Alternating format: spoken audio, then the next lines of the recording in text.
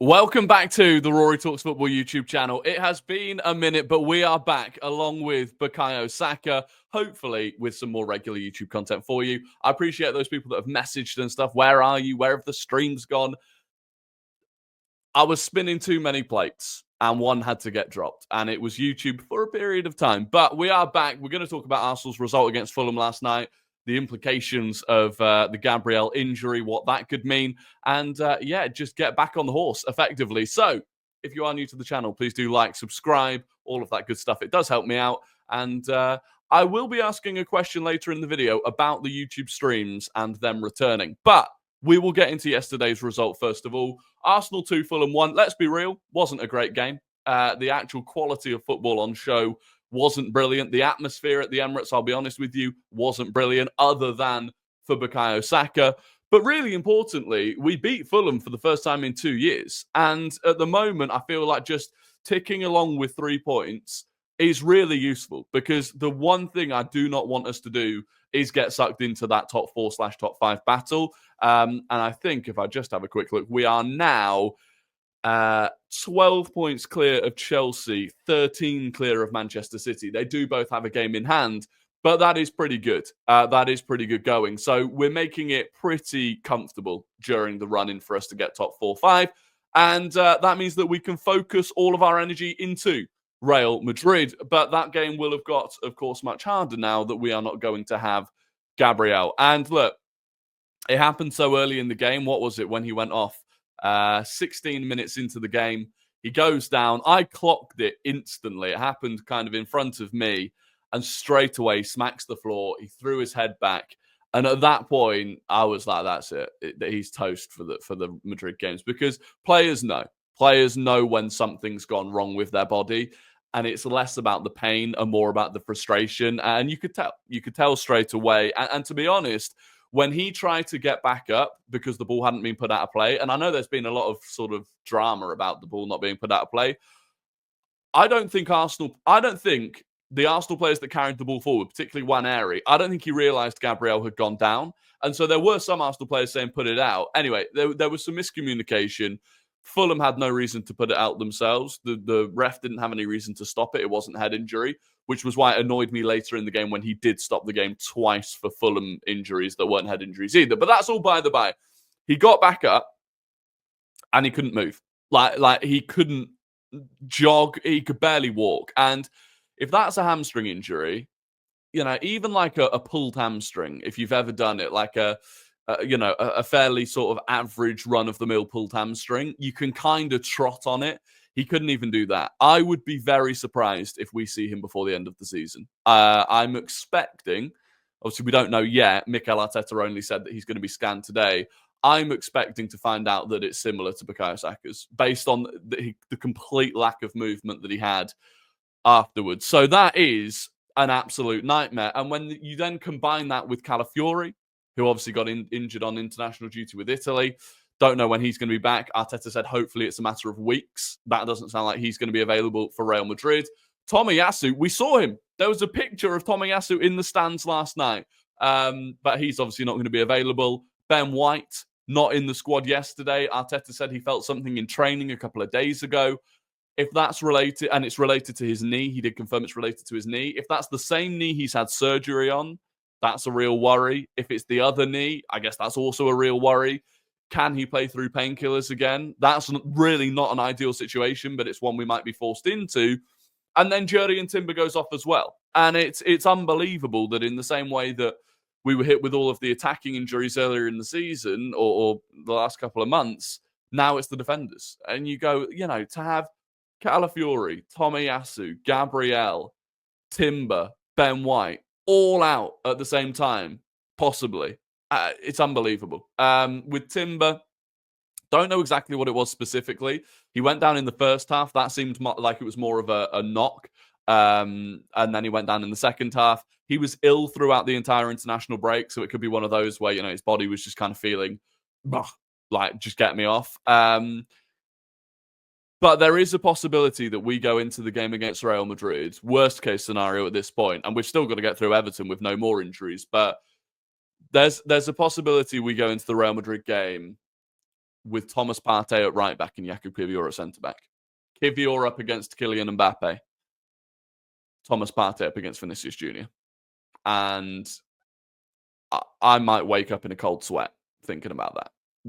That's worst case scenario, but it's a nightmare. It's an absolute nightmare. Now, on Kiwior, really, I actually thought he did all right when he came on. I think he could do better for that goal. I do worry about, he makes mistakes, and quite often those mistakes cost us. That's the biggest flaw in his game. It's a bit like the old Gabriel Bozo gene. He struggles with physical attackers, big physical attackers. That's not so much of a problem against Real Madrid because they don't really have that. On the ball, he's calm. He's collected. He's good on the ball. And those balls over the top into Martinelli could be useful. But fundamentally, it's a massive drop-off from Gabriel. And it's just our luck. It's just the way that this season has gone. And it's brutal. But look, putting that aside, there were some positives last night. There really were some positives last night. Saka, obviously, being the main one. And being in the crowd, like, every time. Obviously, so I was up in North Bank Upper, right, behind the goal. But you knew every time Saka got up, because the crowd down in that section, sort of behind the bench and in that corner, up on their feet, cheering, clapping. It happened multiple times, just every time he did anything. Pretty much every time he breathed. But there was so much buzz and excitement about him being back. And it couldn't really have gone more perfectly than him scoring within 6 minutes. And do you know what? We don't often see that type of goal from Saka. A headed goal at the back post. It was really good play from Martinelli into Merino. Merino does well just to get the ball back across. The flick from Martinelli. Do I think he's trying to pick out Saka at the back post? No, I think he's just trying to flick it goalwards. But it works out perfectly. Saka nods it in. And, the atmosphere, like I said, had been poor.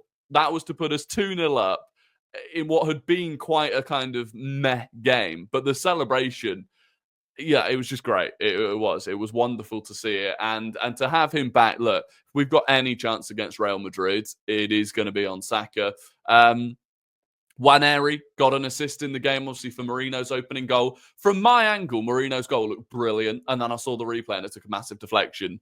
And it didn't really look like he knew what he was doing with his feet. But it was good play from Nwaneri. We need to see more of that. It'll be interesting going into the Madrid game to see if we stick with Merino up top.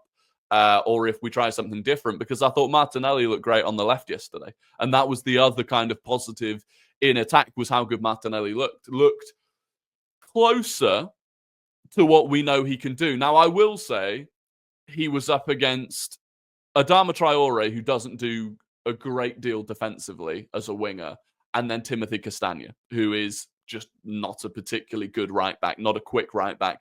But he was skinning him. The one where he plays it through his legs, absolutely humiliated him. He could have scored, narrowly offside, which was unfortunate, but it was a good finish. And like I said, we're going to need that. We're going to need him on form. We're going to need the entire team to be in the form of their lives if we're going to beat Real Madrid. But there were other good performances around the pitch. Lewis Skelly, again, really, really good. I think there was a stat. He won 7 fouls in the game. No defender has won that many fouls in a game since like 2017 or something like that. I thought Thomas Partey was surprisingly good yesterday, actually. It was like he'd unlocked the ability to sprint again. There were a couple of times where, he was jogging in the way that he does, and then he engaged a sprint. If you play FIFA, it was like he discovered that he could press the R2 button again, which I know he doesn't like to do much, and I guess it's the PTSD almost of the injury issues that he's had. But that was good to see, a good performance from him. And then there was Martin Ødegaard, and he's getting a lot of stick for last night's performance. It wasn't great. I'll be real. It wasn't great, and I defend Ødegaard as much as I possibly can. I'm worried about the way he strikes a ball. Like, fundamentally, the way he hits a ball is not like it used to be. There was one opportunity. It was pulled back to him really nicely, just ballooned it over the bar, and we've seen that a lot recently. And I'm not a physician, a physio, a doctor. I don't know if that ankle injury could affect the way that he kicks a ball, but it does seem bizarre. And even in terms of some of his long-range passing, I've noticed the same. So that's a bit of a worry. One thing I would say is it wasn't as catastrophic as some people are making out. And on another day, there was one opportunity he feeds the ball into Jurriën Timber, who blasted it straight at Leno. That could have been an assist. That was a good chance created. And there was obviously the Martinelli offside goal, which, you know, it's great vision to pick out Martinelli. The weight of pass was perfect. And if Martinelli had kept himself a yard onside, that would be an assist as well. So, you know, there are some chances where it's not falling his way and it's out of his control. But there are also opportunities that are falling his way and he's not taking them. And that is where I have a bit of a concern. And for me, he feels like someone that needs the summer. He does need the summer.